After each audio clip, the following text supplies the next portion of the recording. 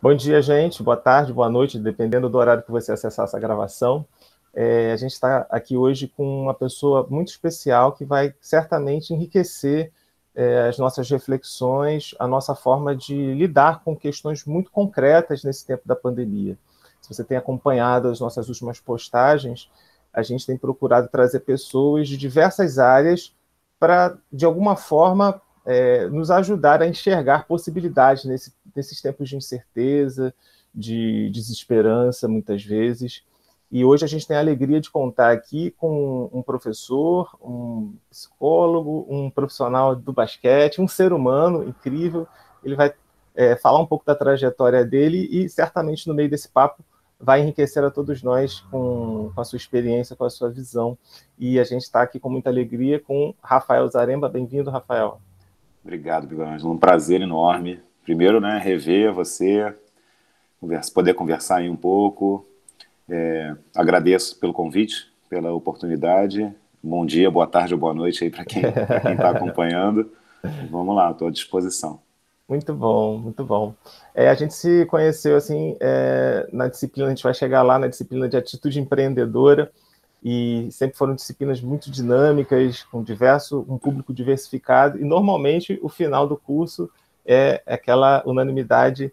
Que foi uma experiência muito boa. Normalmente eu percebo também que os alunos te escolhem para ninfo ou alguma coisa assim ligada à conclusão das turmas. Isso é um indicativo também de quem você é como profissional e como ser humano. Então é muito bom estar aqui com você, e a gente vai destrinchar um pouco aí essa sua trajetória é, pessoal, profissional e acadêmica, enfim. Fala para a gente então um pouquinho das suas origens, enfim, questões familiares, Uhum. estudos iniciais, como que o Zaremba, que hoje está em construção, mas tem um bom processo aí desde os seus inícios até hoje, muita coisa já aconteceu, mas como que naquele tempo já apareciam algumas coisas que a gente vê hoje na sua vida, a psicologia, o esporte, a ação social, isso já aparecia lá, assim, de alguma forma na sua infância ou na sua adolescência? Como é que é? Então, Miguel, eu vou te contar uma história. Até tenho contado essa história, né, para responder perguntas como a que você fez. A história se passa, é uma história verídica, se passa quando eu tinha por volta de uns 5, 6 anos. Assim, eu não me lembro tanto, sendo muito sincero, né, de detalhes, mas é aquela memória meio construída, né, de tanto eu ouvir a minha mãe contar essa história, meio Sim, que eu me lembro de algumas coisas que eu não sei se eu realmente me lembro ou se foi a partir da história que ela dessa troca conta. com a sua mãe. Uhum. Mas ela conta que eu, quando tinha ali uns 5, 6 anos, num determinado momento, por algum motivo que ela desconhecia, eu comecei a catar papéis no chão e guardar no bolso do short, da calça. E assim, não qualquer papel, mas se eu encontrasse uma notinha de compra no supermercado, um bilhete de cinema ou algo do gênero, eu pegava e botava no bolso, pegava e botava no bolso. E ela não entendia por que eu estava fazendo aquilo, né? E geralmente me chamava atenção, né? Assim, tipo, menino, para de pegar papel no chão e guardar no bolso, né? Até que um dia ela resolveu perguntar o motivo, né? Por que eu estava pegando aqueles papéis? Por que eu estava guardando aqueles papéis? E conta a Uhum. minha mãe, que é a minha resposta para ela, né, a resposta de uma criança de 5 anos, inocente, que eu disse para ela o seguinte: não, mãe, eu tô pegando esses papéis no chão porque eu percebi que na cantina da minha escola, toda criança que chega no balcão da cantina e dá um papelzinho para o moço ou para a moça, ganha em troca um lanche, né, um sanduíche, um refrigerante e tal. Então, eu estou guardando esses papeizinhos para poder trocar por comida na cantina da escola. Assim, Bacana. na minha inocência infantil, eu tinha pulado uma parte importante do processo, que era a parte em que a criança ia com dinheiro lá no caixa, pagava pelo lanche, e que assim, não era qualquer papel, né, que você entregava lá, você tinha um papel que era o papel do caixa ali da lanchonete. Uhum. Só que a parte curiosa da história, né, respondendo a sua pergunta, é que, segundo a minha mãe, e essa parte ela conta com muito orgulho, é que eu concluí a resposta dizendo para ela, mas eu não vou trocar por lanche para mim, mãe. É só porque tem uns amigos meus que na hora do recreio do colégio eles ficam com fome e eles não têm o que comer. Então eu vou trocar, vou pegando esses Incrível. papéis para trocar por lanche para os meus amigos. Uhum. Então, de alguma forma, eu não sei de onde vem, né? Eu não sei te responder exatamente de onde vem esse desejo, essa vontade de fazer algo pelos outros, né, de contribuir, de ajudar de alguma forma. Não sei de onde isso vem em mim, como que isso surgiu em mim, mas eu sei que desde muito cedo já se manifesta, né? Essa história de quando eu era muito pequeno, eu não sei quem me ensinou a pensar dessa forma, né, se foi uma coisa da família, né? Eu sou um de 3 irmãos, eu tenho um irmão mais velho, uma irmã mais nova. Uhum. Minha família é uma família pequena, eu não tenho, meus pais são filhos únicos, quer dizer, minha mãe tinha um irmão que infelizmente ela perdeu esse irmão muito cedo por um acidente, então eu não cheguei a conhecer meu tio. Meu pai é filho único, então eu não tenho tios, eu não tenho primos. A minha família éramos, né, até recentemente, meus irmãos, meus pais, meus avós. Agora já perdi meus avós, Uhum. mas ganhei sobrinhos. Então hoje a família está crescendo de novo. Mas uma família Uhum. pequena, né, a gente sempre teve uma relação ali muito forte. E por algum motivo, eu dos três filhos, eu fui o que seguiu por um caminho voltado mais pro próximo.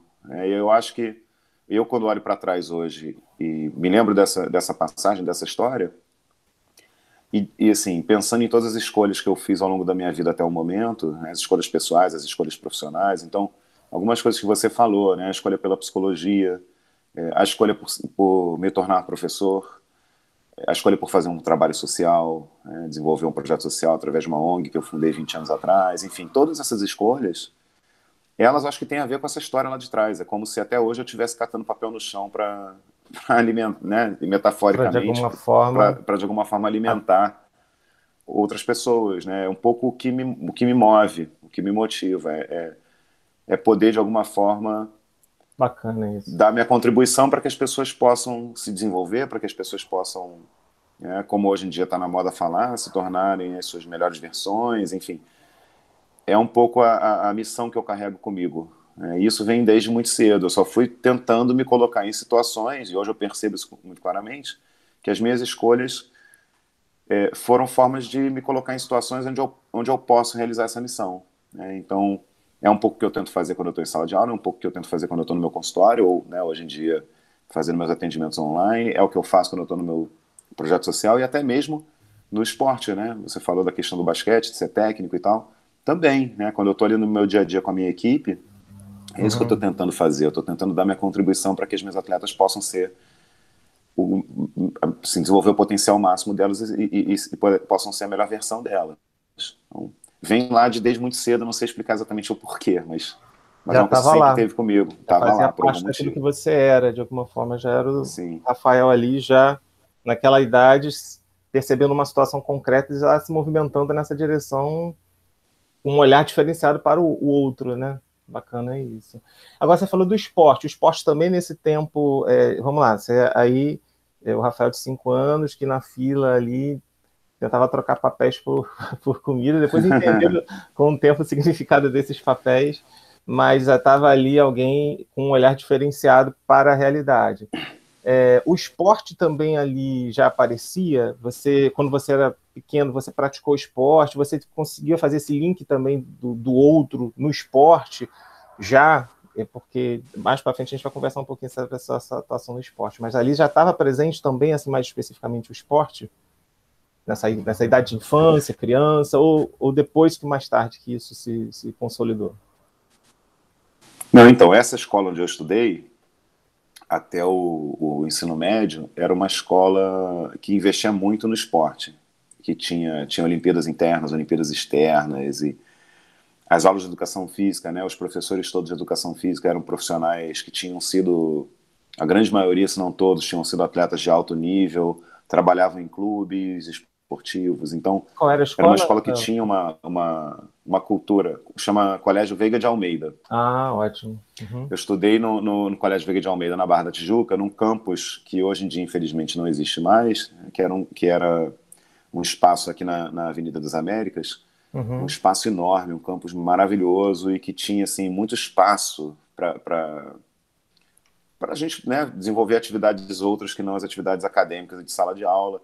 E aí Uhum. tinham 2 quadras poliesportivas, tinha piscina, tinha campo de futebol, pista de atletismo.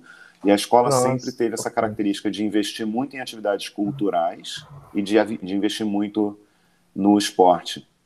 Então eu cresci ali praticando esporte, participando das Olimpíadas. Eu fazia parte todas as equipes de todos os esportes, tudo que fosse possível.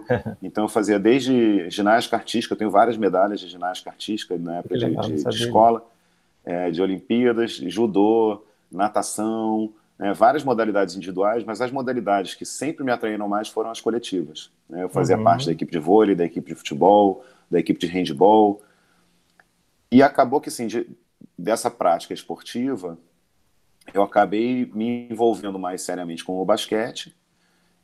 Foi o esporte que eu levei, né, adiante, e acabei me federando, cheguei à categoria adulta, que é a categoria máxima, e aí chegou aquele momento de tomar uma decisão entre seguir, né, tentar uma carreira esportiva ou me dedicar à universidade. Eu acabei optando por me dedicar à universidade. Já estava na graduação de psicologia, né, fiz minha graduação na PUC.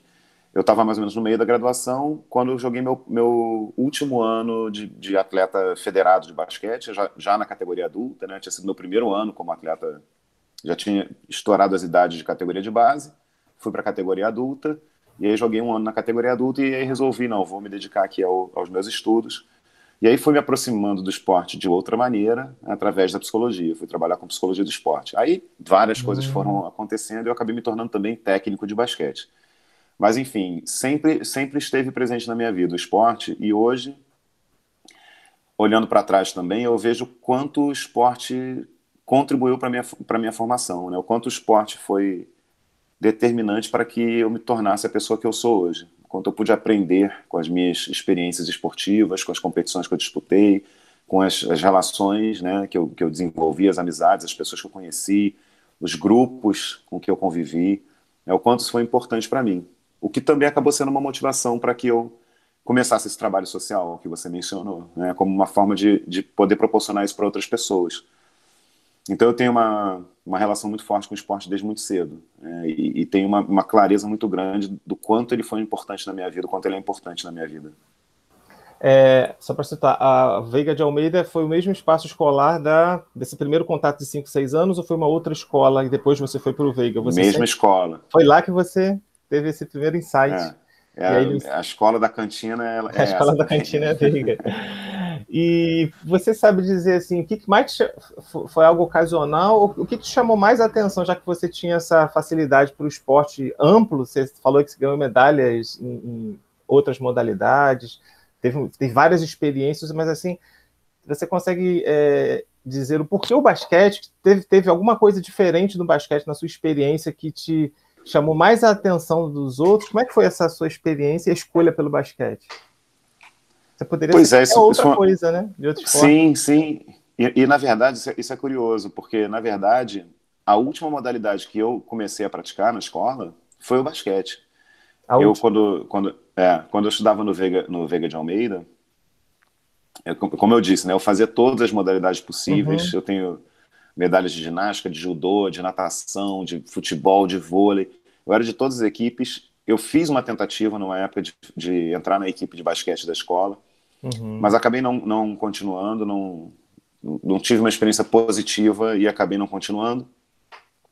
E aí eu estudei nessa escola desde da pré-escola, do jardim até na época, né, a 8ª série do segundo grau, né, que hoje é o nono ano, se não me engano. É isso mesmo. É o fim do ensino, que hoje é o ensino fundamental 2. Perfeito. Eu, na época era primeiro grau, segundo grau, né, era primário, ginásio. Era outra nomenclatura. Eu fiz até o último ano antes do ensino médio, lá no Veiga de Almeida, depois mudei de escola. Na escola para onde eu fui, o sistema era diferente do sistema no Veiga. O Veiga a gente tinha, a cada bimestre era uma modalidade diferente. Então a gente fazia, no mesmo ano, a gente fazia natação, vôlei, dependendo do bimestre. Nessa outra escola para onde eu fui, que era uma escola ali no Leblon, chamada GINC, que depois a dona faleceu, a escola fechou. Mas no GINC, não, a gente escolhia uma modalidade e a gente fazia aquela modalidade, era no horário extra classe, e a gente fazia aquela modalidade durante todo o ano, né? Você escolhia um único esporte para você fazer durante todo o ano. E eu escolhi o vôlei, né? No meu primeiro ano do ensino médio, eu escolhi o vôlei, eu era do time de vôlei do colégio. Só que o que aconteceu? O técnico de vôlei era o mesmo técnico do basquete nessa escola. E aí alguns alunos da equipe de basquete estavam se formando, ele precisava, né, né, peças ali para repor as peças que estavam saindo, e ele me convidou. Então eu fui para o time de basquete da escola, e na mesma época, aí, mais uma vez, a minha mãe entra na história, porque eu sempre fui uma criança muito, muito reservada, muito na minha, de brincar, né? Eu brincava sozinho, eu tinha um vínculo tão forte com o esporte que o meu passatempo favorito era futebol de botão. E eu passava horas jogando futebol de botão sozinho. Eu contra mim mesmo, organizava os campeonatos, tinha assim as tabelas e tal, eu ficava horas jogando futebol de botão. Só que eu ficava muito sozinho, né? Muito em casa e muito sozinho. E aquilo Uhum. incomodava um pouco a minha mãe. Ela achava que eu precisava socializar mais, que eu precisava ter amigos e tal. E eu morava na época num condomínio, e nesse condomínio tinha o lado dos prédios e o lado das casas. E do lado das casas era, assim, a gente ficava mais isolado mesmo, né? Não tinha aquele movimento que nos prédios tinha, né? Das crianças descerem e brincarem todas juntas ali. Eu, na Uhum. época, tinha meus 13 anos, e minha mãe descobriu que no condomínio vizinho tinha uma escolinha de basquete. E ela começou a me incentivar a entrar na escolinha de basquete, porque eu gostava de basquete, estava jogando basquete no colégio, e de repente ali era um espaço onde eu ia fazer amizades e tal. Aí um dia Uhum. ela me levou para fazer uma aula experimental. Insistiu, insistiu, insistiu, eu fui. E eu gostei, né? E realmente acabei ficando nessa escolinha. Fiz muitos amigos que eu, né, tenho até hoje, que Que foram feitos legal. naquela época. Uhum. E eu fui me envolvendo cada vez mais com o basquete, porque assim, passou a ser, além do futebol de botão, eu passei a ter um outro passatempo, que era encontrar os meus amigos para jogar. Apagou a Uhum. luz aqui, peraí. Tá. Encontrar os meus amigos para jogar. Então, todo dia, Todo depois da dia você estava escola, lá. todo dia depois da escola, tinha os dias que tinha a aula da escolinha, e tinha, assim, quando não tinha aula da escolinha, a gente se reunia para jogar juntos. E aí eu comecei a me envolver cada vez mais, me interessar cada vez mais pelo basquete, foi ficando uma coisa cada vez mais séria. A gente tinha as competições de condomínios, as competições de bairro, né, que foram as primeiras competições que eu disputei, as de escola e tal, e depois eu fui me envolvendo com as competições de clube, me federei, e assim foi ficando cada vez mais importante para mim, né? Virou a Caramba. modalidade número um para mim. E aí, naturalmente, as outras, você, por questões de tempo e foco, elas acabaram que não É, foram mais acontecendo. eu continuava jogando nas equipes do colégio, né, até o fim da escola eu jogava vôlei no time do colégio, jogava futsal, né, eu era do time do Uhum. colégio em outras modalidades. Mas eu cheguei a levar o futebol também um pouco mais a sério. Eu tive uma oportunidade muito bacana como criança, né, na época que o Zico, eu não sou flamenguista, mas o Zico, Não mas somos, mas apesar respeito a todos. apesar de não ser flamenguista, o Zico sempre foi um grande ídolo meu. O Zico foi o melhor jogador que eu vi jogar, né? Na minha infância, o Zico era, pô, Fora o da maior curva, né? craque, ele era impressionante. E o Zico, os filhos do Zico estudavam nessa escola onde eu estudava. Uhum. E quando o Zico teve aquela lesão de joelho grave, né, que ele ficou um tempo afastado dos campos, sem poder jogar, sem poder treinar, Sim.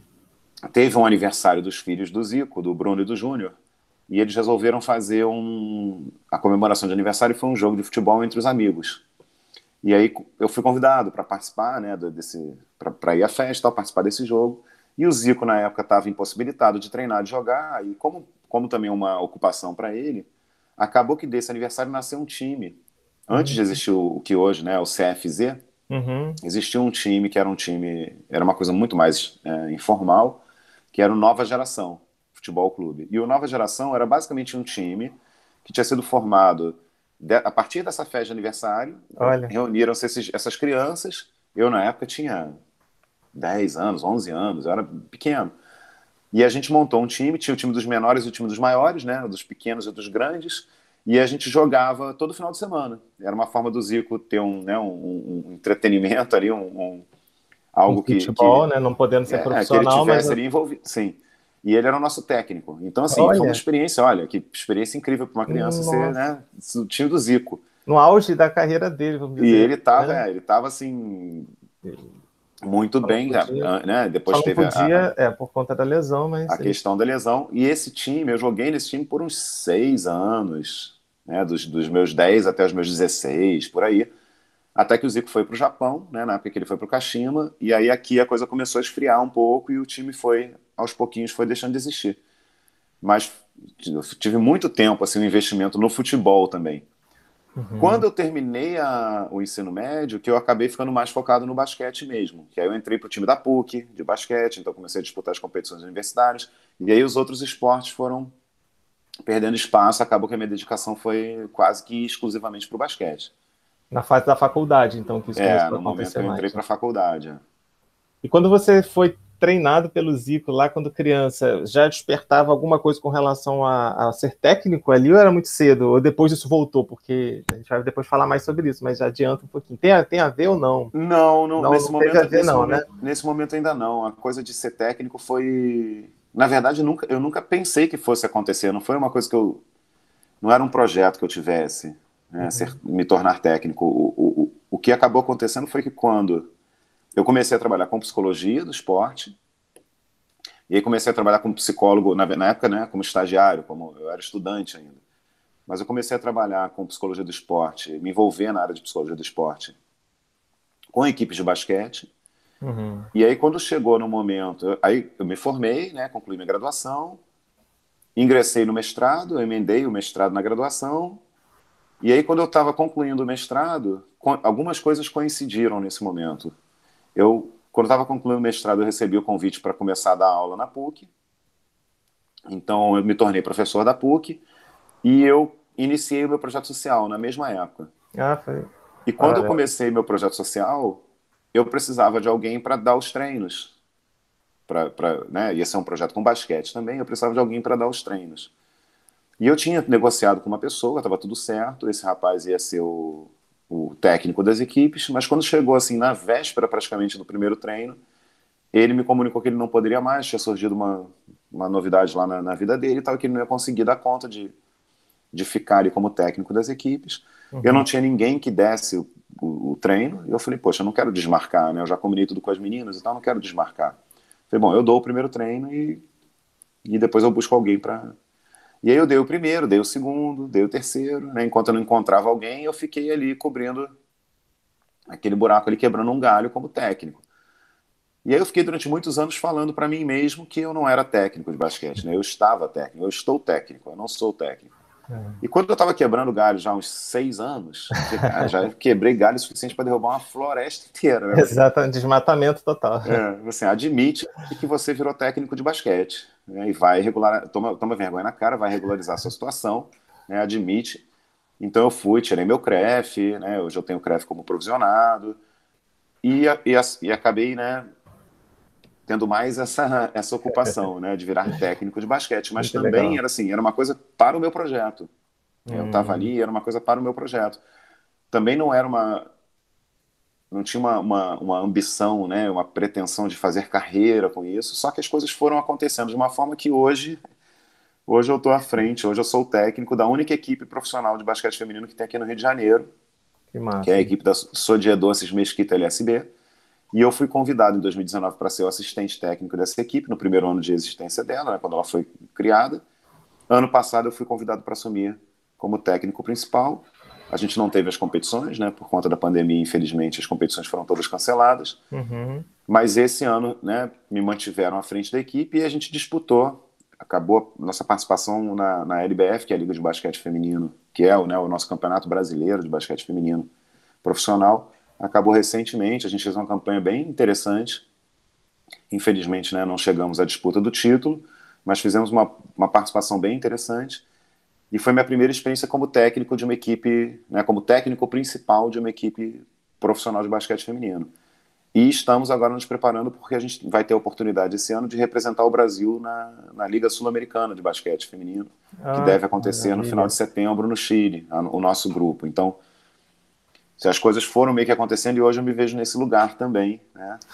Mas não começou lá no Zico, não, foi um pouco mais tarde. Aqui, novidades. Setembro já está aí, já, né? Praticamente. É setembro que você falou, né? Final de setembro, sim. Final de setembro já está aí. Vamos fazer então esse movimento de ir para frente, de ir para trás, para a gente aos pouquinhos abranger. É muito detalhe rico, né, da experiência para a gente. A questão da ação social, vamos falar daqui a pouco sobre o projeto. Mas, assim, nessa etapa que você estava ali antes de entrar na faculdade, na escola onde você foi crescendo nos esportes, enfim, se identificando no basquete, você você participava, a escola tinha alguma coisa assim envolvendo projetos sociais que você também se encantava? Isso foi mais para frente, essa questão mais concreta de uma visão de ação social, de ONG, enfim, como é que você vê isso? A gente tinha, assim, na escola, algumas iniciativas pontuais, né, de participar de algumas atividades, de alguns eventos, ou, né, promover algumas coisas, ou às vezes gincanas, que aí você tinha, né, alguma ação que era uma ação social, mas nada assim concreto, nada sistemático. Uhum. O que aconteceu, assim, duas coisas que eu fui percebendo, uma que foi um pouco que me levou até para a psicologia e depois para a psicologia do esporte. Eu ainda adolescente, quando eu fazia parte dessa equipe, né, no meu condomínio, que eu entrei para essa escolinha e tal, que as equipes foram se organizando e a gente começou a disputar competições organizadas pela Federação de Basquete aqui do Rio de Janeiro. Uhum. Tinham né, os meninos e as meninas que eram mais novos do que eu, que jogavam nas categorias abaixo. E aí eu tinha uma amiga que era mais nova, que sempre recorria a mim quando tinha jogo. Ela ficava muito nervosa, muito ansiosa, e ela vinha conversar comigo. E eu comecei a perceber assim, eu estava fazendo um trabalho de psicologia do esporte com 15, 16 anos, eu meio que já, né, fazia às vezes de psicólogo dessa menina, porque ela vinha falar comigo e tal. E eu me sentia bem de poder ajudar de alguma forma, né? Então isso foi uma coisa. Depois, quando eu fui trabalhar, quando eu já estava efetivamente estudando psicologia e tal, eu fui trabalhar com essas equipes de basquete, na minha primeira experiência, meu primeiro contato com a psicologia do esporte, eu fui trabalhar com uma equipe que também era, né, formada a partir de crianças que participavam de uma escolinha. E aí era um público que era um público de classe média, média alta, porque eram pessoas que precisavam ter um poder aquisitivo suficiente que pudessem pagar a mensalidade da escolinha. E eu adorava o trabalho que eu fazia, eu me identificava muito com o trabalho que eu fazia, mas eu sentia uma coceirinha, assim, eu sentia que faltava alguma coisa. Para mim não tava 100% claro o que era isso que faltava. E aí ficou muito claro para mim, quando eu dei início ao meu projeto, que eu pensei, poxa, mas eu vou fazer... Eu não tenho nada contra pessoas que têm, né, que têm uma condição financeira melhor, tá? Não tenho nenhum... Uhum. Mas eu comecei na minha cabeça comecei a montar, quando eu comecei a pensar o projeto, eu pensei, poxa, eu quero oferecer uma oportunidade para quem não tem oportunidade. Porque eu vi aquelas crianças que participavam, né, aqueles adolescentes que participavam da escolinha, eram pessoas que tinham muitas oportunidades, o basquete era mais uma coisa na vida daquele menino, daquela menina. Mas tinham milhares de outras atividades que elas podiam fazer. E eu queria que o basquete fosse a coisa, né? O basquete fosse aquilo que vai poder ter provocar uma mudança, ter um impacto na vida da pessoa. E aí eu mudei o foco e fui trabalhar com alunas, só meninas, né? O projeto era um projeto voltado só para o público feminino, meninas estudantes de escolas públicas, daqui da cidade do Rio de Janeiro. E aí eu percebi que era essa coceira, né? Eu queria fazer um trabalho social. O que faltava para mim era que aquele trabalho que eu já fazia, ele tivesse um cunho social. Então sempre teve lá também, eu nunca consegui identificar muito bem, mas ficou muito claro para mim, quando eu fundei a minha ONG e comecei meu projeto social. Eu falei, era isso que estava faltando. Era esse caráter social do trabalho. Uhum. Nossa, antes da gente entrar mais diretamente no vencer, que vai render bastante conversa, assim, só algumas curiosidades antes, né? Então você começou a fazer psicologia, mas em algum momento duas coisas. Primeiro, você, acompanhando essa menina, foi percebendo a questão da orientação, da psicologia, mas lá dentro, efetivamente, dentro da PUC, estudando as matérias, teve algum momento que você pensou que poderia ser alguma outra coisa? Porque uma coisa é na experiência ali antes, e depois você tendo que lidar com a rotina acadêmica, as disciplinas, enfim, se confirmou ou teve algum momento que você ficou em dúvida sobre que carreira seguir, se era exatamente aquilo ou não? É engraçado isso, porque assim, eu tive essa dúvida antes, né? Antes, assim, eu sempre tive, não me pergunte por quê, eu não vou saber responder exatamente, mas eu sempre tive uma convicção muito grande de que eu ia fazer engenharia química, Miguel, assim, era engenharia química. Olha. Não sei por quê, eu acho que era uma coisa, né, também ingênua e inocente, né, de quando a gente tem ali 15 anos, 14, 15 anos, que eu estava no ensino médio e eu não sabia, na verdade, o que era engenharia química, né? O que eu sabia? Eu sabia que eu gostava de química, que uma das matérias de que eu gostava na escola era química, e eu na minha cabeça assim, poxa, química, quais são os cursos na universidade que tem química no nome? Química e Engenharia engenharia química. química. É. Eu sabia que eu não queria ser químico, logo, na minha cabeça, né, inocente, o que sobrava para mim era ser engenheiro químico. Uhum. Mas eu não tinha ideia do que fazia um engenheiro químico. Mas eu falava, não, vou fazer engenharia química. E eu repeti esse discurso até o terceiro ano do ensino médio. Eu tinha certeza de que eu ia fazer engenharia química. Nossa. Até que, felizmente, aí nada contra a engenharia química, tá? Quem fez engenharia química, parabéns para vocês, assim, eu acho incrível. Mas até que a minha escola convidou um engenheiro químico para dar uma palestra para os alunos do terceiro ano. E felizmente eles fizeram isso, porque quando eu assisti a palestra dele, eu falei, cara, não é isso. Não vou ser engenheiro. Não é isso que eu Não é a quero. sua. Assim, não é nada do que eu imaginava. Eu falei, não é isso. E aí, assim, por um lado foi muito bom, por outro lado foi muito complicado, porque eu tinha convicção absoluta de que eu ia fazer engenharia química e de repente Pois é. essa convicção caiu por terra e eu fiquei num vazio existencial enorme. Falei, bom, o que eu vou fazer agora, né? Se não é engenharia química, é o quê? Na minha escola tinha orientação vocacional, então eu fiz orientação vocacional, só que a orientação vocacional não me ajudou tanto, porque assim, eu queria alguma coisa que reduzisse as opções. E a orientação vocacional aumentou o leque, porque eu tinha Você tinha perfil muitas para fazer aptidões. tal coisa, tal coisa, tal coisa. E aí eu fiquei numa dúvida entre direito e psicologia. Eu fui meio que restringindo, aí fiquei, pô, ou direito ou psicologia, era uma das duas coisas. Só que o direito, mais uma vez, na minha cabeça inocente, né, na época, e aí também, advogados, perdão pelo que eu vou falar agora, eu tinha 15 anos, eu não, né, não sabia direito as coisas. Eu na minha cabeça assim, cara, mas o direito, né, eu penso assim, pô, eu não quero ter que mentir. Na minha cabeça assim, eu não quero ter que mentir, eu não quero ter que, de repente... Como Uhum. será que é você ter que defender uma pessoa Você em não que você mesmo acredita. não acredita, né? Enfim, eu falei assim, eu não quero estar nessa posição. E aí eu descartei o direito muito por isso. Eu Uhum. acho até que eu teria sido um bom aluno de direito, poderia ter me tornado um bom advogado, mas eu achava que, pô, eu não quero estar nessa posição de repente estar numa situação de ter que defender alguém em quem eu não acredito e ter que mentir. E aí a minha decisão pela psicologia foi tomada aos 47 minutos do segundo tempo, já nos acréscimos, Não. eu decidi, não, vou fazer psicologia. E aí quando eu cheguei para foi quase literalmente na hora de fazer a inscrição, que eu bati o martelo e falei, vou fazer psicologia. Mas aí quando eu decidi, eu não fiz assim, vou fazer vestibular. Eu fiz vestibular para a PUC, para a UFRJ e para a UERJ, na época. Eu não fiz, sabe, vou fazer comunicação na UFRJ, vou fazer direito na UERJ, porque a UERJ tem um bom curso de direito, e vou fazer psicologia na PUC, e aí depois eu decido. Eu não fiz assim. Eu fiz, Uhum. não é psicologia, é psicologia. Eu fiz psicologia em todos os vestibulares. E aí fui aprovado, né, nos três concursos. A PUC, na época, era tida como a universidade que tinha o melhor curso de psicologia. Felizmente eu tinha, né, uma família que podia me proporcionar a oportunidade de cursar a PUC, então eu fui para a PUC. E, e em momento nenhum durante o curso eu me Teve arrependi dúvida. não me arrependi da minha escolha. Eu fui me identificando, na verdade, cada vez mais com a proposta, né, com o curso de psicologia, e, e me dei conta, assim, eu estou num lugar que faz sentido, né, onde eu deveria estar mesmo.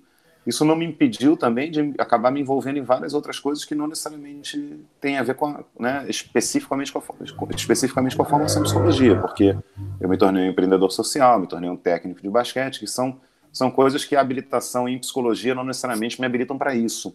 Uhum. Mas eu não tive nenhum problema de me envolver em outras coisas. Só que eu me identifiquei muito, eu nunca questionei, nunca duvidei assim da minha escolha.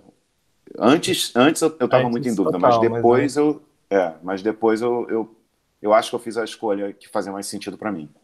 Então foi importante esse processo de muita dúvida antes, porque quando você entrou, estava mais consolidado, né? Talvez para você viver aquilo dali de forma mais. Essas dúvidas, o que acontece com muita gente também, né? Durante o processo se esse processo antes, nesse confronto que aconteceu com você, acontece dentro você fazendo psicologia, você de repente tem que, sei lá como é que você ia fazer trancar, mas acho que essa experiência antes te favoreceu. E, Rafael, assim, você, então, muitas coisas começaram a acontecer durante o teu curso de graduação de psicologia, a questão da ação social, né, mais consistente através da ONG. E você, dentro da graduação, quando foi chegando no final, a questão do mestrado e depois do doutorado, eu não sei se você foi na linha mesmo do esporte, tanto no mestrado quanto no doutorado, ou alguma outra coisa durante o percurso da psicologia te fez querer seguir essa carreira acadêmica investigando ou pesquisando, enfim, ou construindo maior conhecimento numa outra área, ou foi esporte mesmo? Pois é, isso é outra coisa curiosa. Eu adoraria que tivesse sido esporte, mas não foi nem o Não foi. mestrado nem o doutorado.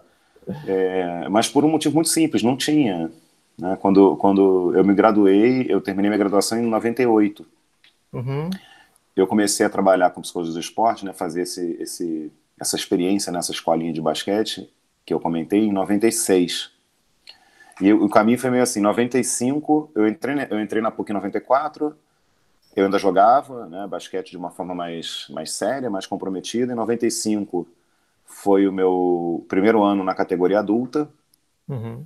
e o meu último ano de carreira, né, entre aspas, de carreira profissional no basquete. E aí eu joguei em 95 e aí decidi, não, vou ficar no time da universidade, mas não vou mais perseguir uma carreira de atleta profissional, vou me Federado, dedicar né, que você falou. vou me dedicar aqui à minha faculdade e tal. E aí eu recebi um convite desse técnico, que era o técnico da minha equipe, eu recebi um convite dele para trabalhar na escolinha que ele estava iniciando. E aí em 96 eu acabei indo trabalhar com ele e fui me envolvendo, né, e buscando referências e buscando material, mas tinha muito pouca coisa na época. Produção, bibliografia em português, muito pouca coisa. Então, quando eu me formei em 98, eu queria ter tido a oportunidade de fazer um mestrado em psicologia do esporte, só que não existia essa Olha. possibilidade por aqui, não Uhum. tinha. Eu teria que buscar, de repente, um caminho pela educação física. E o que aconteceu, na verdade, no caso do mestrado, eu fazia iniciação científica. Durante a graduação, eu entrei para uma equipe de pesquisa e fazia iniciação científica. Assim, era uma pesquisa que não tinha nada a ver com esporte, era na área de tecnologia. A internet estava chegando, né, a casa das pessoas na época, ali, 96, né, e a gente começou a estudar os impactos que a internet traria. Essa equipe, né, da qual eu participava, a gente começou a estudar o impacto que a internet traria para a vida das pessoas. E Uhum. era uma pesquisa super interessante, que tinha tudo a ver com aquele momento que a gente estava vivendo. A minha monografia acabou sendo um desdobramento da pesquisa. E aí a minha orientadora, que era minha orientadora de pesquisa, que foi orientadora da minha monografia, ela foi a grande responsável pelo meu mestrado, porque ela que me incentivou, ela que me Bacana. estimulou, e ela falou, Rafa, eu acho que você tem coisas tão legais na tua monografia, você poderia transformar um desses pontos em um projeto de mestrado. E, Miguel, sendo muito sincero, também não era um projeto concreto na minha cabeça ser professor. Uhum. Eu não fiz o mestrado porque eu queria ser professor e assim, eu vou fazer o mestrado para poder, né, dar Dar aula na aulas. Não foi graduação, assim. etc. Foi o contrário. Ela me incentivou muito e eu pensei, pô, eu me formei, eu tinha 22 anos, muito novo, eu tinha cara de criança, assim, quando eu me formei, e eu pensei, poxa, eu vou me formar, tudo bem, eu já tinha essa atuação com esporte, assim, eu vou me formar, eu estou extremamente novo e, assim, o mestrado pareceu interessante, né? Vou ganhar aqui 2 anos, vou sair com né, o título de mestre, vou ficar mais 2 anos. Tinha uma perspectiva de ganhar uma bolsa, o que também era interessante. Eu falei, cara, vou tentar o mestrado. Uhum. E aí eu fiz o processo seletivo, fui aprovado, consegui uma bolsa, o que foi ótimo. Então eu fiquei 2 anos fazendo ali o mestrado, recebendo, né, uma bolsa para estudar. E aí, durante esse processo do mestrado, quando eu estava no meio do mestrado, que eu me dei conta assim, poxa, eu posso dar aulas, né? Uma vez que eu terminar o mestrado, hoje em dia já talvez não fosse o suficiente, mas na época ainda era. Hoje em dia Uhum. você já precisa de um doutorado. Eu, na época, falei assim, poxa, eu posso dar aula. E aí veio uma ideia, eu comecei a alimentar na minha cabeça uma ideia. Eu não tinha tido na minha graduação uma disciplina de psicologia do esporte. E eu comecei a pensar, poxa, de repente é algo que eu posso fazer por outras pessoas, né? Fazer por outros o que ninguém pôde fazer por mim. E eu Uhum. comecei a brincar na minha cabeça com a ideia de ser o primeiro professor de psicologia do esporte da PUC. Então, assim, eu posso, né, pleitear a gente lançar uma disciplina de psicologia do esporte. Só que quando eu estava ali no meio do mestrado, a PUC lançou a disciplina. E eu não tinha, eu não estava, Não né, foi de sua apto, autoria, eu não mas ela... estava apto a pleitear uma vaga como professor. E eu me lembro que eu fui conversar na época com com a coordenadora de graduação, né? Eu falei assim, poxa, vocês podiam ter esperado mais um ano, né? Falta um ano para terminar o mestrado. Não ofereceram até agora, vai oferecer agora, espera mais um ano, né? E eu fui brincar com ela e tal, não, e eu falei brincando para ela, mas com um fundo de verdade. Eu estava alimentando na minha cabeça a ideia de ser o primeiro professor de psicologia e esporte da universidade. Bom, tudo bem, não vai mais dar para ser o primeiro, mas tudo bem, não preciso ser o primeiro, mas eu quero ser aquele que vai permanecer. E aí era como as coisas acontecem, né? Eu fiz a disciplina como ouvinte, eu pedi permissão ao Paulo Ribeiro, que foi o primeiro professor de psicologia e esporte da PUC, que é uma grande referência na área da psicologia do esporte aqui no Rio de Janeiro e no Brasil. Eu pedi autorização a ele, eu fazendo mestrado, né, pedi autorização para assistir a disciplina como ouvinte, eu fiz o curso como ouvinte, isso foi 2000.1. 2000.2 o Paulo não pôde continuar, por questões dele não pôde continuar. Entrou um outro professor, chamado Eduardo Medrado, que deu o curso no segundo semestre. E aí foi o meu segundo ano de mestrado, eu concluí o mestrado, e o Eduardo ia continuar. Então ele ia continuar preenchendo aquela vaga. Só que também por questões particulares ele não pôde. E aí a cadeira ficou vaga. Você já tinha terminado o mestrado? Eu terminei o mestrado em 2001.1. Eu defendi a minha dissertação, eu recebi um convite para começar a dar aula de atitude empreendedora, né, que foi a matéria que você cursou. Foi. Psicologia de esporte não foi oferecida no primeiro semestre de 2001. No segundo semestre de 2001, me convidaram para assumir a turma. E aí eu, né, pude assumir a disciplina e hoje sou, né, o professor responsável até agora. Pela área. Esse semestre tem a minha turma de psicologia de esporte e tal. Eu acabei sendo, né, aquele que ficou. De fato, não foi o primeiro, mas foi aquele que permaneceu. Nem o segundo, mas está lá. Mas, felizmente, a gente... Foi uma coisa boa. Assim, para mim, óbvio, foi muito legal. E para a psicologia do esporte foi muito importante porque a gente conseguiu consolidar essa área. Perfeito. Eu pude contribuir para consolidar essa área na PUC. A disciplina hoje tem o seu nome próprio, o seu código próprio. Ela continua sendo oferecida há muitos anos. Né, e eu pude participar desse processo. Já tive equipe de estágio, né, turma de estágio básico, equipe de SPA. Enfim, a área ficou como, né, uma área que se manteve. E aí eu não emendei o doutorado, eu tive a oportunidade, né, alguns colegas meus que fizeram um processo parecido com o meu saíram do mestrado e foram direto para o doutorado. A minha orientadora me incentivou, né, por que você não transforma essa tua dissertação de mestrado numa tese de doutorado? E eu, na época, falei, não, vou parar, vou dar um intervalo, porque eu tinha, né, a ideia, não, eu quero fazer o doutorado em alguma coisa ligada ao esporte. E aí eu esperei 10 anos. Nossa. Eu dei um intervalo de 10 anos. Um pouquinho mais até. E... Não, foi exatamente 10 anos, porque eu fui fazer o doutorado em 2010. Na época que eu estava por lá ainda, eu lembro que você estava terminando ou estava fazendo a metade do doutorado? Alguma coisa assim. Eu fui fazer o doutorado, se não me engano, foi em 2010 que eu ingressei no doutorado, terminei em 2014, acho que foi isso. E eu fiquei esperando assim, esse tempo todo para fazer o doutorado, porque eu queria, né, não, eu quero conseguir fazer um doutorado na psicologia do esporte. E no final das contas não fiz. Fiz em tecnologia de novo. Meu doutorado foi sobre smartphones. Por que você deu dessa forma? Porque o tempo foi passando e assim, eu fui adiando aquele projeto, e chegou um momento que eu falei assim, cara, eu preciso fazer o doutorado, né? Eu já precisava fazer o doutorado porque eu estava seguindo uma vida acadêmica. Mas e era importante. Não em esporte, já que em 2010 acho que o tema já estava mais consolidado?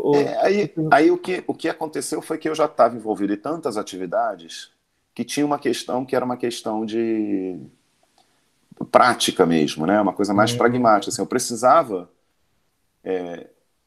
o doutorado, eu não ia ter a condição de largar tudo que eu estava fazendo para me voltar exclusivamente para o doutorado. Entendi. Então, eu precisava dar um jeito de fazer o doutorado e conciliar com todas as outras coisas que eu já fazia. Eu já tinha o projeto rodando há muitos anos, eu já tinha as minhas turmas na PUC, eu tinha aumentado a minha carga horária na PUC, o meu consultório, né, e uma série de outras atividades, e eu sabia que eu não ia poder largar tudo e me dedicar exclusivamente ao doutorado.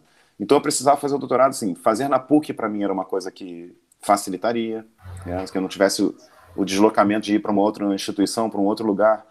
E aí a PUC não tinha nada na área de esporte. E a minha orientadora continuava, né, tentando me seduzir a fazer o doutorado com ela. E eu acabei meio que falei assim, quer saber, eu vou fazer o doutorado. E acabei fazendo em tecnologia, fui fazer sobre smartphones. Foi muito interessante também, né, porque é um momento incipiente, assim, os smartphones estavam surgindo na vida das pessoas, então eu peguei um momento inicial do processo e fui estudar isso, né, o que os smartphones vão trazer para a nossa vida. Foi bem interessante, foi uma pesquisa bem interessante. mas acabei também não fazendo com esporte, né? Não, nem o mestrado nem o doutorado eu não consegui fazer com Curioso isso, esporte, né? né? Mas Mas então foi mais aí, ou menos isso, foi mais ou menos esse percurso aí.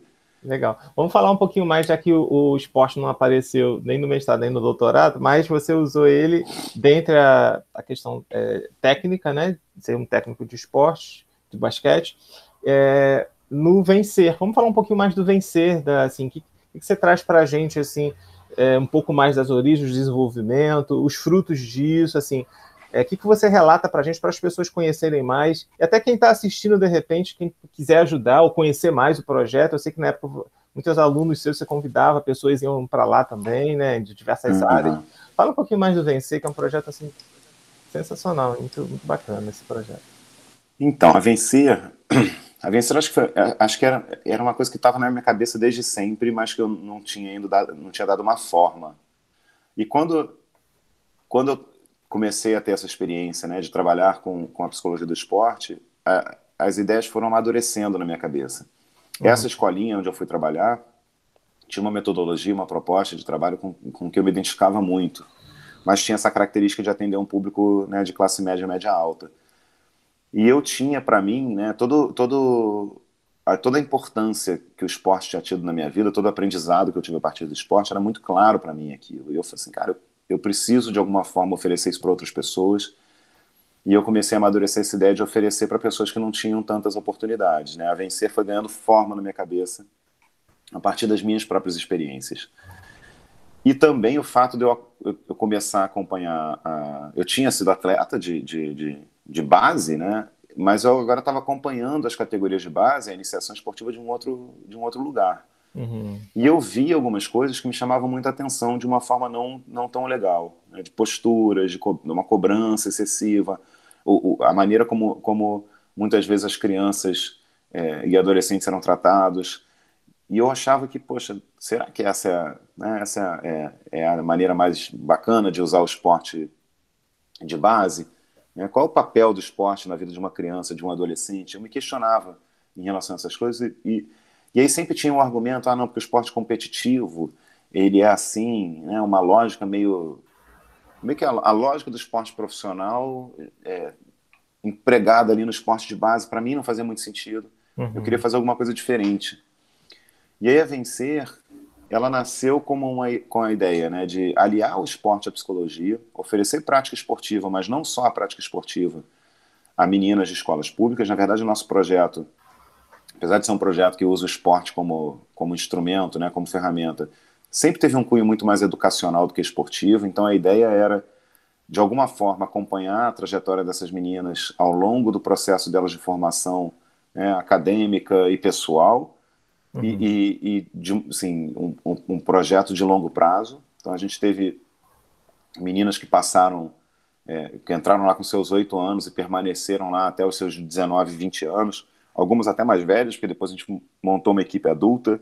Então algumas meninas que começaram lá com a gente com 8 anos e que hoje estão com seus 20 e tantos, puderam voltar, né, a fazer parte do projeto. Então, eu tive a oportunidade de acompanhar de perto o desenvolvimento de muitas meninas, assim, num momento crítico, né, que é o momento da infância e adolescência. É o momento que a pessoa está É.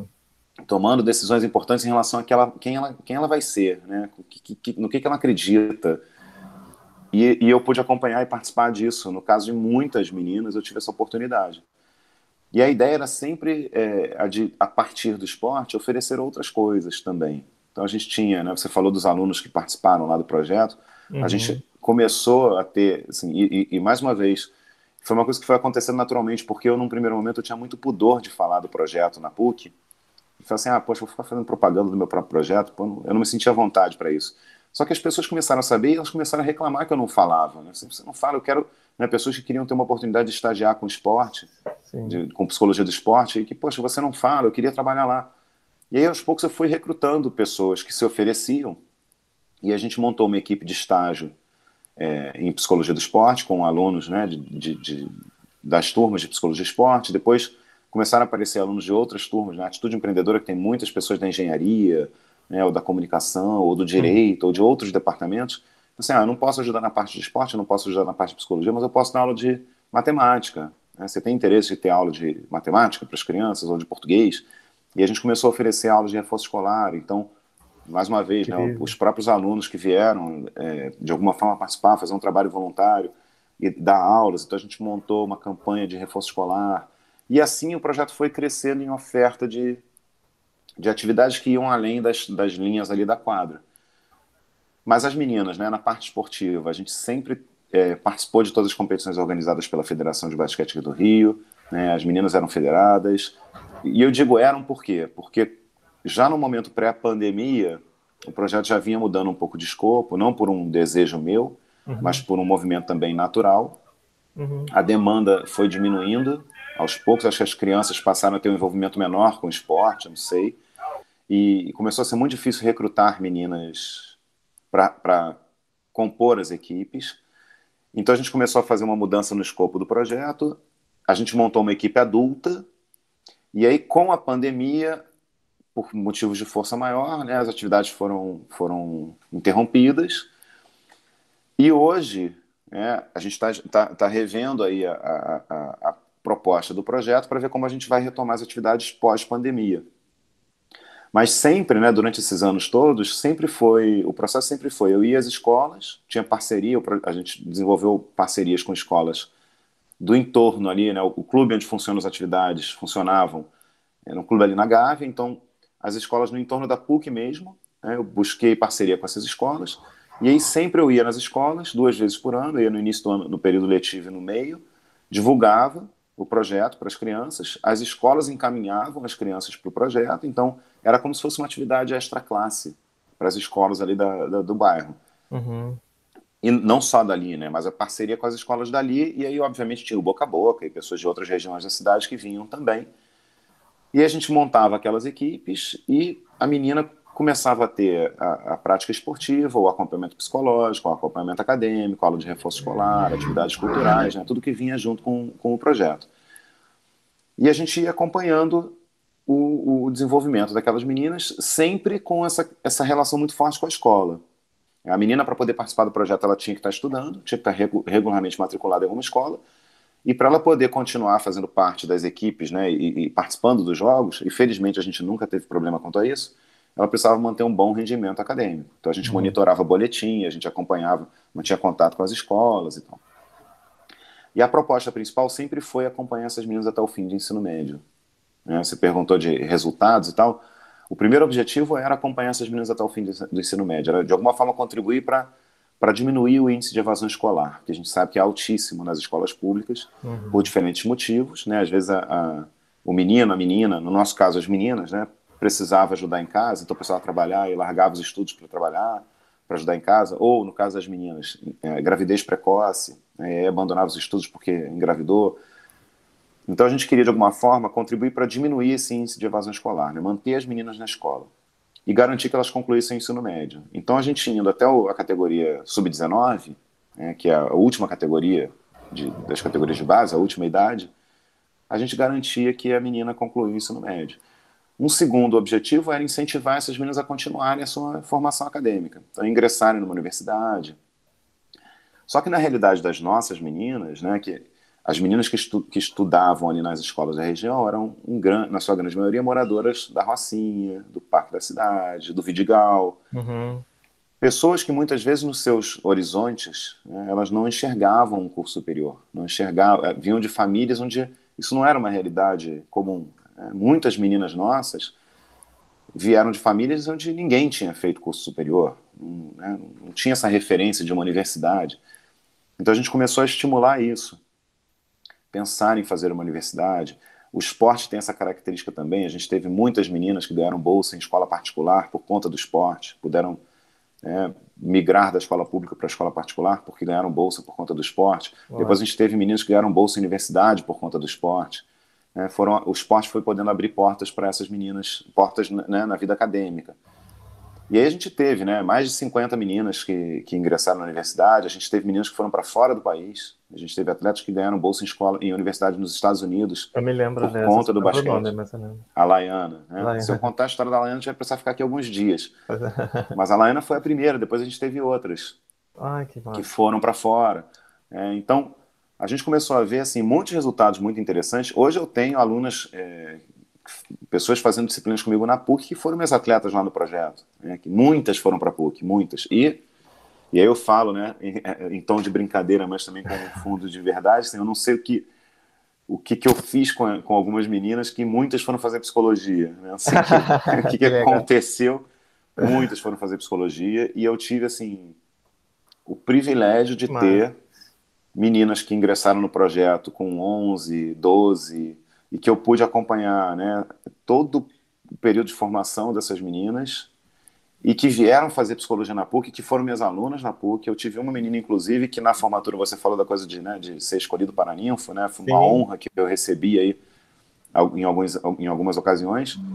E em uma das turmas, duas vezes na verdade, eu tive meninas que estavam se formando, que foram minhas atletas e que foram fazer psicologia na PUC e que eu tive o privilégio, a honra e a felicidade de dar o canudo, entregar o canudo para essas meninas na formatura delas, porque eu fui paraninfo da turma. Em duas ocasiões eu fui paraninfo de turmas de meninas que tinham sido minhas atletas no projeto e eu pude entregar o canudo para essas meninas que estavam se Imagina a formando em psicologia emoção, na hein? PUC. Não, você não tem ideia.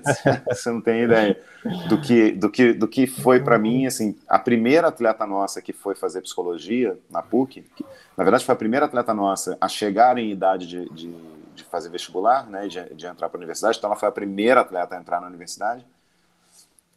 Ela passou para psicologia na PUC e falou para mim, não, mas eu não vou fazer porque é muito caro, não tenho condição de fazer a PUC. Eu falei, não tem chance de você não fazer, né? Você passou, você vai fazer, a gente vai dar um jeito, você vai fazer.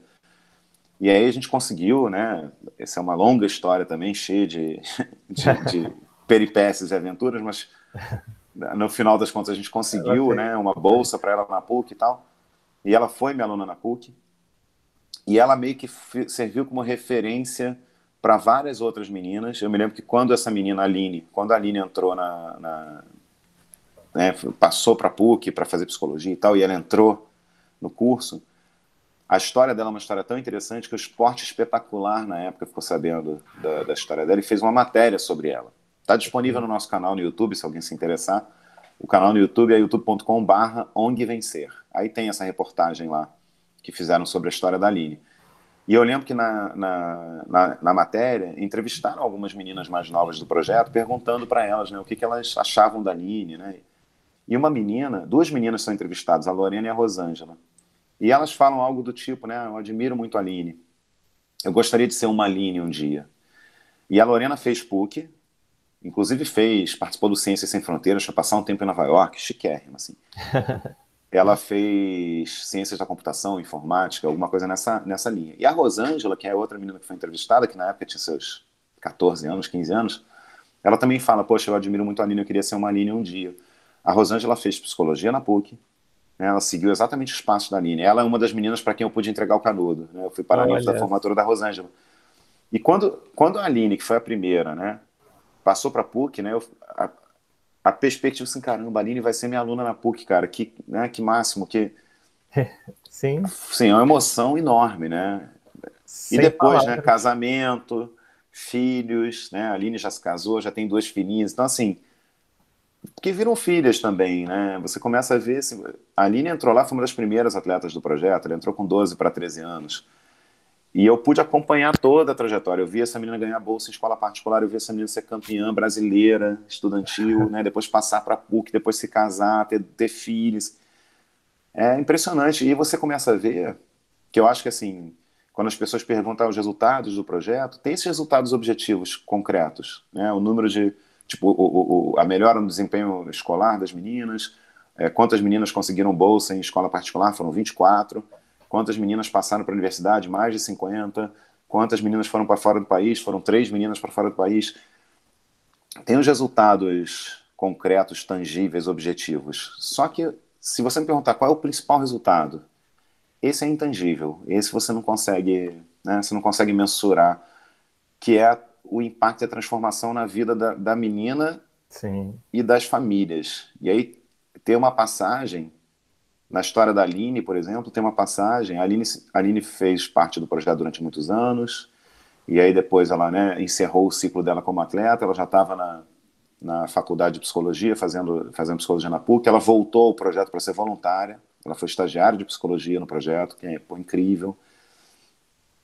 E aí, depois ela, né, cumpriu esse período lá de estagiária, depois se desligou de novo e tal. E teve uma festa de aniversário dela. Eu tinha um cuidado de não ir às festas de aniversário das meninas, não porque eu não quisesse ir. Eu queria muito ir, mas eu tinha uma coisa assim: se eu for a uma, eu vou ter que ir a todas, né? Então, assim, não dá para eu ir a uma e depois a outra É, me convidar e eu não ia, eu vou ter que ir. Então, eu tento, assim, eu evitava ir para não ficar depois devendo, né? Tipo, se eu não conseguisse de repente ir na festa de outra, poxa, vai ficar chateado. Então, eu nunca ia uhum, nas festas. Mas a Aline já tinha, né? Já não era mais atleta, já era voluntária e tal. Ela me convidou para uma festa de aniversário dela. Eu falei, não, agora eu posso, né? Agora ela já não é mais atleta, eu posso. E aí eu fui, um churrasco e tal, e a gente tava numa mesa, né? Os voluntários todos sentados, não sei o quê. E o pai da Aline, que era uma pessoa que não era tão presente, não estava ali, não costumava ir nos jogos, né? Não tinha tanto contato com ele. Ele se aproximou da mesa, ele veio sentar, né? Tipo, sentou na mesa e parecia que estava querendo falar alguma coisa, estava esperando ali a conversa, né? Dar uma brecha para ele poder falar alguma coisa. uhum. Só que eu tinha tomado a frente em muitas situações na vida da Aline. E, e eu imaginava assim, muitas vezes eu tinha meio que feito o papel dele. E eu não sabia se ele estava muito feliz, muito satisfeito com isso. Né? Então, quando ele veio sentar ali, eu falei, ih, rapaz, é hoje que vai ter o acerto de contas, né? Hoje ele vai reclamar de todas as vezes que eu meio que me meti em coisas que eu não devia ter me metido. E ele ficou esperando e, de repente, a conversa morreu. E ele então virou para mim assim, eu precisava conversar com você, precisava falar uma coisa para você. Eu falei, putz, E né? agora? Lá vem, né? E eu não sabia o que ele ia falar, eu fiquei um pouco receoso, né? Eu falei, bom, não, claro, né? Fica à vontade. E aí ele se virou para mim e ele falou assim, não... E até hoje eu tenho dificuldade de contar essa história, Miguel, porque eu me emociono de verdade. Sempre que eu lembro disso, eu me Claro, emociono, cara. É difícil falar isso. imagino. Mas eu vou fazer o esforço aqui. E ele virou para mim e ele falou... Não, Rafael, não é nada demais na verdade, eu só quero te agradecer. Eu só quero te agradecer. E, Imagino. e eu no momento ali, eu não entendi, cara.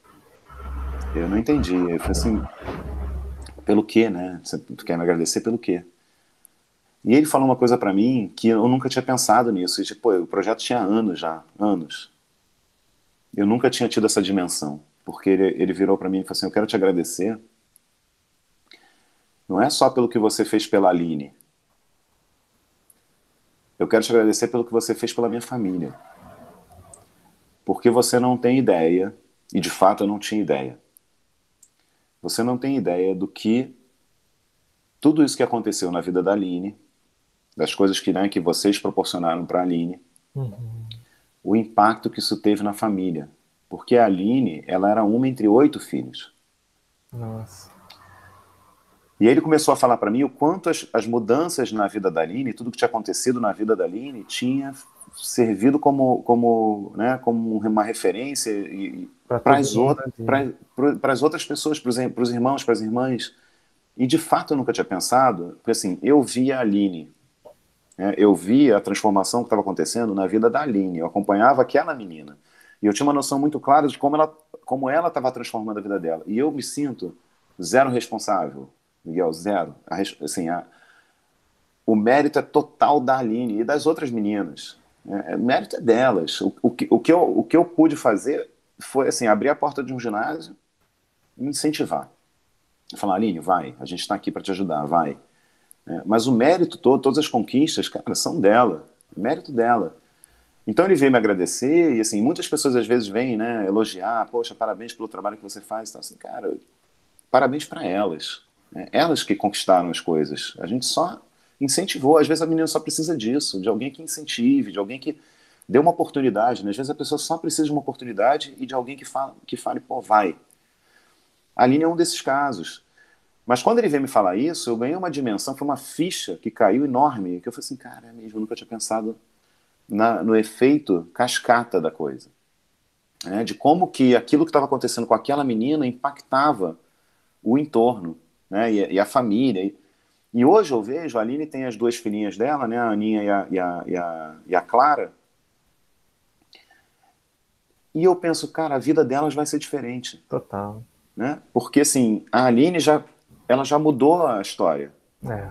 E aí a expectativa em relação às filhas já é outra. A Laiana, né, que eu contei a história provavelmente na época que você estava lá nas minhas turmas, né, a história da Laiana estava acontecendo, a Laiana estava indo para os Estados Unidos, mais ou menos na Sim, época que você estava ali fazendo isso. atitude empreendedora. A Laiana, vou te dar um update da história da Laiana, resumida, porque assim, não, assim, a Laiana é outra que se eu começar a falar sobre ela, a gente vai ficar dias aqui e eu vou me acabar de chorar, porque assim, essa menina é uma coisa, assim, que eu tenho tanto orgulho, né? Ela não é minha filha biológica, mas Do eu acho que se coração, algum né? dia eu tiver, né, filhos, tipo, o sentimento não vai ser muito diferente. A Laiana é uma filha, né? Se tornou uma filha de verdade, assim. E a gente tem uma identificação tão forte, né? Eu tenho tanto orgulho dessa menina. Ela, na época, estava indo, ela foi a primeira atleta nossa a ter uma oferta de uma bolsa de estudos para estudar numa universidade nos Estados Unidos por conta do basquete. Uma menina nascida e criada na Rocinha, não falava inglês, ninguém nunca na história da família tinha feito curso superior. Se não tinha nada na trajetória dela que mostrasse para ela que ela merecia aquela oportunidade, que ela podia ter aquilo. Então, assim, ela teve muita dificuldade até de acreditar que aquilo estava acontecendo na vida dela, né? A gente teve um trabalho muito grande de incentivar e convencer ela, cara, né, você merece. E ela teve uma coragem enorme, expandiu os horizontes dela de uma forma absurda, porque ela foi viver uma experiência completamente fora da realidade dela. Ela passou 4 anos lá, ela voltou, depois ela foi fazer um mestrado, Rafa, eu tô pensando em fazer um mestrado lá fora. Ela aplicou para Georgetown University, que é, pô, uma das principais universidades lá, e foi aprovada. Aí ela vira para mim e vem contar, foi aprovada para Georgetown para fazer um mestrado. Eu falei, cara, que máximo, mas eu não vou não, Rafa, é muito caro. Eu falei, pô, para, né, para. Como assim você não vai fazer, né? Vamos encontrar um jeito, né? Sempre assim, vamos encontrar um jeito. Vamos buscar alternativas. Aí a gente foi se informar em relação à Fundação Estudar, né, que é uma fundação gerida pelo Jorge Paulo Lema, que investe em alunos de excelência que querem fazer seu mestrado, seu doutorado fora do país, não tem condições e tal. Eu falei, Laiana, se inscreve no processo seletivo. Ela foi se informar, se inscreveu. Ela e 85 mil outros candidatos. 85 mil candidatos. E ela Nossa, foi cumprindo as etapas, cumprindo as etapas, cumprindo as etapas. Um dia ela parou de falar comigo sobre. Eu falei, pô, ela deve ter sido eliminada do processo, ela não falou mais nada. Aí um belo dia ela chega para mim, Rafa, eu não estava falando mais nada porque eu não queria criar nenhuma expectativa. Mas semana passada eu fui a São Paulo para participar da banca, era a última etapa do processo. Ela tinha ido apresentar. L mais quantos nesse funil final? Pois é, aí eu perguntei para ela quantas pessoas tinham. Aí ela, Rafa, não sei, devia ter mais de 100, né, em torno de 100. Eu falei, pô, tudo bem. 85. Você sabe quantas bolsas vão ser concedidas? Ela, não, eles não falaram nada sobre isso. Eu falei, bom, não importa, uma é sua. Né, uma é sua. Miguel, eles deram 33 bolsas. Entre os 85 mil candidatos, eles deram 33 bolsas. Uma foi para a Laiana. Caramba. A Laiana foi para Georgetown, só que a bolsa dela cobria 1 ano e o curso era 2 anos. Então ela ficou muito preocupada assim, eu só tenho dinheiro para o primeiro ano, como é que eu vou fazer? Eu falei, você vai. Você estando lá, a gente corre atrás do dinheiro para o segundo ano. Vai. Ela foi. E aí ela arrumou, né, emprego na livraria da universidade, na biblioteca, emprego na cafeteria. Ela foi, né, tipo, vou trabalhar para tentar Sim, complementar aqui e tal. Ela foi dando o jeito dela, ralou pra caramba. Ela fez um primeiro ano tão bom, que no final do primeiro ano a Fundação Estudar fez uma avaliação de desempenho dos bolsistas e renovaram para o segundo ano. Então ela fez o mestrado dela, concluiu o mestrado dela em Georgetown, né? Chiquérrima. Eu sim. fiquei igual um idiota. Na formatura dela foi transmitida no Facebook. Eu fiquei igual um idiota assistindo. Só que a formatura deles lá, a cerimônia é diferente do que a gente vê aqui, né? Eram sei lá quantas pessoas, eram todos os cursos de mestrado juntos. E a pessoa, tipo, não fica no palco, fica sentada embaixo, né? E aí sobe só para receber o diploma. Então eu fiquei horas assistindo só para ver ela subir e apertar a mão dos professores e receber o diploma chorando igual uma criança, acompanhando esse momento. E aí ela estava lá, aí, né, veio a questão da pandemia e ela quis voltar para o Brasil para ficar com a família, então ela voltou. E aí agora essa menina se inscreveu num processo do Comitê Olímpico Internacional e foi eleita uma das jovens líderes globais. Nossa. Então, assim, Isso aí agora é eles recente. elegeram, sei lá, 15 pessoas, sei lá quantas, pouquíssimas pessoas. Ela é uma das. Nossa, que. E aí agora ela tem incumbência de desenvolver algum projeto para atender a comunidade local aqui. E aí Nossa. a gente está conversando para ver se de repente ela faz isso junto com a Vencer, né? Se ela, porque assim o meu grande sonho é que ela assuma a Vencer. né, que ela assuma as rédeas do projeto. Então a gente está nesse momento. Assim, então eu olho e falo assim, cara. E hoje eu vejo a mesma coisa. A Laiana tem uma irmã mais nova. A Laiana se tornou a primeira pessoa na história da família dela a fazer um curso superior. Ninguém nunca tinha feito. A Laiana se tornou a primeira. A irmã mais nova já fez a universidade. Então ela já serviu de referência para a irmã. E agora as futuras gerações da família, né, quando você começa a pensar... Todas impactadas com isso. Todas impactadas. Assim, é um negócio que até me assusta quando eu penso nisso. Eu não penso muito porque me assusta. Porque assim, o alcance de uma iniciativa que assim, a gente não fez um projeto enorme. Né? A gente atendeu no máximo, né, durante um ano a gente conseguia atender 70 meninas, no máximo, que era o que a gente conseguia comportar. Não é um projeto gigantesco, mas o efeito multiplicador disso, né, por isso que às vezes as pessoas falam para mim, mas poxa, não dá para fazer nada grande, fazer uma coisa pequena. Cara, se você puder fazer por uma pessoa, por duas pessoas, por 10, faça. Porque você não está fazendo por 10. Porque aquelas pessoas vão passar aquilo adiante. Né, elas vão multiplicar aquilo. Então não deixa de fazer porque você acha que vai ser pequeno e não vai fazer muita diferença. Vai fazer muito mais diferença do que a gente imagina. A gente não tem ideia do poder que a gente tem de impactar a realidade, de fazer uma diferença no mundo. A gente não tem ideia. De verdade, todos nós temos. É um poder enorme. Às vezes as pessoas deixam de fazer porque elas acham que, poxa, isso aqui não vai fazer muita diferença. Vai fazer muita diferença. Pode ser para uma única pessoa que seja, mas vai fazer muita diferença. Então, cara, se você tem o desejo, se você faz, né, faz por alguém. E foi um pouco o que sempre motivou a vencer. A gente não vai mudar o mundo, mas a gente pode mudar o mundo de uma pessoa, de duas pessoas, de 70 pessoas, né? E assim vamos, né? Dá oportunidade para a pessoa transformar a vida dela. Então eu vi muitas coisas muito legais acontecerem, né? Muitas transformações muito legais na vida dessas meninas. É muito gratificante poder acompanhar isso de perto. É muito gratificante. Então, assim, não dá para falar pouco sobre a Vencer. É muito difícil para mim falar pouco sobre a Vencer, porque tem muita história para contar, legal, assim. Tem que ser dias falando. Mas resumindo muito, seria um pouco isso que eu diria. Né? Foi um projeto que nasceu do desejo de juntar psicologia com esporte, oferecer uma metodologia diferente do que eu vi em outros espaços, né, no que diz respeito à iniciação esportiva, pensando no ser humano, né, para além do atleta, pensando na formação do ser humano, né, das pessoas que iam sair dali, e de equipar essas pessoas para a vida delas, independente do esporte. Né? A gente não tem atletas, meninas que tenham se profissionalizado, que tenham se tornado atletas profissionais, mas a gente tem muitas meninas que se tornaram profissionais em outras áreas, mães de família, que vão reproduzir e passar adiante o que elas aprenderam ali. Então, valeu, né? Valeu a pena. Vale a pena fazer. Sem palavras, Rafael. Muito incrível esse relato, né? Eu acho que aquele Rafael lá da fila, né, pegando o papel sem saber qual era o papel para que outras pessoas se alimentassem. E aí você, com o tempo, está fazendo isso de várias formas, né? Uhum. Até você falou aí das peripécias para pagar aquilo que é necessário, para poder enxergar o potencial nas pessoas. Eu acho que isso é extremamente enriquecedor para os tempos que a gente está e o mundo que a gente vive, né? Um olhar diferenciado. E eu quero te agradecer pela sua disponibilidade. Eu sei que você tem um atendimento daqui a pouco, mas termina para a gente falando duas coisas. Primeiro, assim, que você tem alguma palavra para a gente, final, uma mensagem, principalmente por conta desses tempos, né? Acho que os seus relatos aí são de esperança, são de possibilidades, de olhar para aquilo que é possível, aquilo que você é capaz de fazer, se você pudesse ter essa mensagem. E essa questão do modelo, você, assim, como é que, rapidamente, eu sei que daria de repente um outro capítulo, mas como é que isso se encaixa nisso, como é que isso apareceu na sua vida?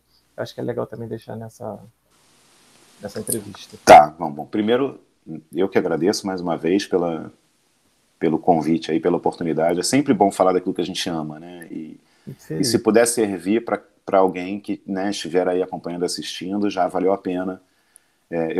Como eu falei antes, né, eu procurei, e isso foi ficando mais claro para mim, eu procurei sempre ao longo da minha vida me envolver em espaços, em ambientes onde eu pudesse realizar o meu propósito, o meu porquê, a minha causa, que é isso, de alguma forma contribuir para que as pessoas possam transformar as suas vidas, desenvolver o seu potencial máximo. Isso é o que eu tenho para mim, é o que eu tento fazer o tempo inteiro. Então, assim, estar aqui hoje conversando com você é uma chance que eu tenho de repente, tocar alguém, né, e fazer uma diferença para alguém. Então, eu que te agradeço por me dar essa oportunidade, porque é isso que me move a sair da cama todos os dias. Então, qualquer oportunidade que eu tenho de poder Bacana. contribuir de alguma forma, para mim é importante, é interessante. E aí, assim, deixar uma mensagem, eu vou contar uma história que você talvez tenha ouvido na época que você teve na minha turma, mas é uma história que eu sempre conto, né? E é a mensagem que eu costumo deixar, porque para mim foi uma história muito importante, que fez muita diferença e que também me motivou a fazer muitas coisas que eu faço hoje. E aí eu sempre procuro passar ela adiante, que de repente pode servir para outras pessoas também. Passa sim. Não sei se você vai se lembrar, eu devo ter contado na época, mas que é a história de um escritor. E esse escritor ele tem uma casa na praia para onde ele vai quando ele está produzindo um livro novo, escrevendo alguma obra nova e tal e tal. E aí esse cara está trabalhando num livro e ele vai para essa casa na praia. E ele tem um escritório dele nessa casa, o escritório tem vista para o mar. Então ele senta ali, ele prepara o material dele e tal, e ele na janela tem vista para a praia, para o mar e tal, um lugar muito bonito, muito tranquilo.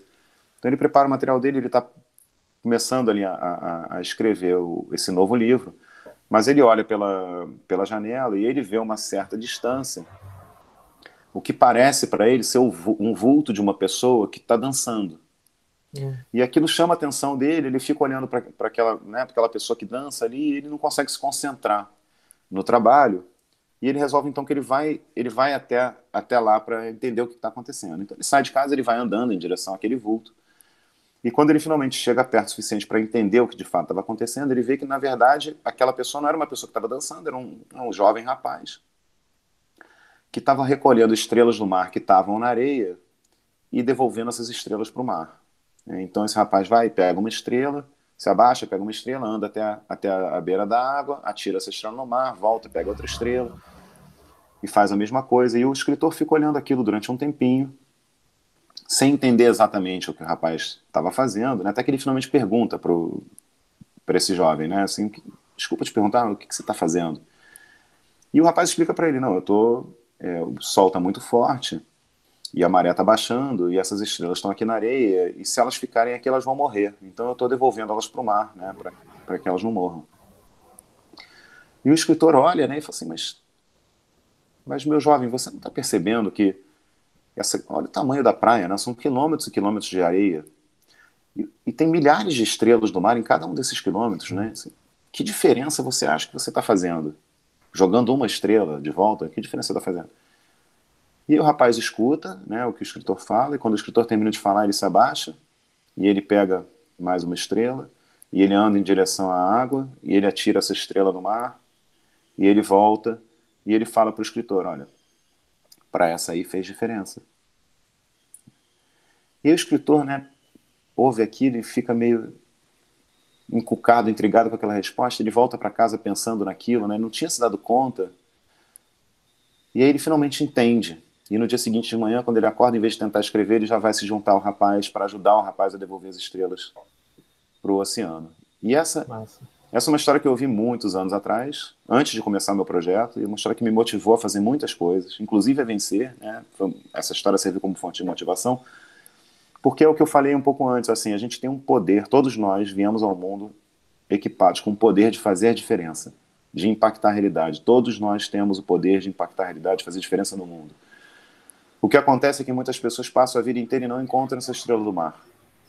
Elas não sabem, né, aonde elas podem atuar, o que elas podem fazer. A vencer é meio que a minha estrela do mar, de certa forma. Eu sei que, mais uma vez, a gente não tem o poder de mudar o mundo, a gente não tem o poder de transformar a vida de ninguém, eu não me coloco nesse lugar, não tenho esse poder de transformar a vida de ninguém. Mas eu tenho, sim, o poder de dar a minha contribuição para que a pessoa faça isso por conta própria. Então, quando eu falo, né, que eu fui procurando espaços que me permitem realizar meu propósito, é isso, né? Quando eu estou numa sala de aula, eu sei que eu não tenho o poder de transformar a vida de ninguém ali, mas eu tenho o poder de dar minha contribuição para que as pessoas façam isso por conta própria. De repente, algo que eu vou falar, que a gente vai trabalhar, uma atividade e tal, pode despertar alguma coisa na pessoa e ela entrar num movimento interessante para ela. A mesma coisa vale quando eu estou na relação de consultório, 1 a 1 com uma pessoa. Eu não tenho o poder de transformar a vida daquela pessoa, mas eu posso contribuir para que ela faça isso por conta própria. No meu projeto social, né? A minha equipe hoje, né? A equipe profissional, em todos os ambientes que eu tô carregando comigo essa causa, esse propósito, essa missão, né? Eu quero, de alguma forma, dar a minha contribuição. Eu acho que todos nós temos esse poder, a gente tem um poder muito maior do que a gente imagina. Então a mensagem, né, se eu poderia aqui ter a pretensão de deixar alguma mensagem, a mensagem que eu deixo é essa, né? Explora esse poder, usa esse poder que vocês têm de fazer uma diferença, de ter um impacto. Identifica, né, o que é isso que me move, qual é o meu porquê. Não precisa ser igual de outra pessoa, né? Eu falei aqui o meu propósito, das outras pessoas não precisa ser igual ao meu, você não precisa achar o meu propósito bacana e tal. Qual é o teu? Né? O que move você? O que tira você da cama todos os dias de manhã e te deixa, né, motivada, animada, feliz para fazer alguma coisa? Você pode fazer uma diferença, né? Se você identificar o que é essa estrela do mar no seu caso. E mais uma vez, não pense que, não, mas, poxa, eu não posso fazer nada muito grande. Não precisa ser muito grande, né? Faz o que você puder fazer. Se cada um, se além do escritor, outras pessoas se juntassem àquele rapaz e cada um jogasse uma estrela do mar de volta no oceano, a gente poderia salvar todas, né? Então, se você não pode fazer por todas, faça por uma. Faça por uma, né? Faz a tua parte. E eu tenho certeza que nós, né, se cada um fizer a sua parte, nós juntos podemos construir um mundo mais próximo do mundo em que a gente gostaria de viver, né? A gente reclama muito, mas às vezes a gente faz muito pouco para mudar. Então faz a sua parte, né? Seria o recado que eu deixaria aí, né? A mensagem que eu deixaria, se puder servir para alguém. Mas enfim, muito obrigado mais uma vez, Miguel, pelo convite, pela oportunidade. Espero sinceramente que, né, quem assistiu aí essa conversa, quem se interessou em dedicar um tempinho aí ouvir, possa aproveitar alguma coisa do que a gente falou aqui, né, que faça uma diferença para alguém. Eu que te agradeço, Rafael, mais uma vez. Foi sem comentários, assim, foi excelente, né? Tenho certeza que as pessoas que acessaram esse conteúdo se sentiram tocadas e movidas, principalmente nesse tempo tão desafiador, né? Tempos de tantas incertezas. Acho que um dos objetivos dessa ação que a gente está fazendo aqui online é justamente isso, não é? É através de memórias resgatar certezas, a gente pode dizer assim, num tempo de tanta incerteza, fazer memórias de coisas positivas, construtivas, em vistas de um para frente. E se por um lado tem muito quê de incerteza, por um outro lado tem, como que você falou, um raio muito grande de ação que depende de nós e que a gente pode já, independente do contexto externo, já estar se movimentando para construir esse melhor aí para frente.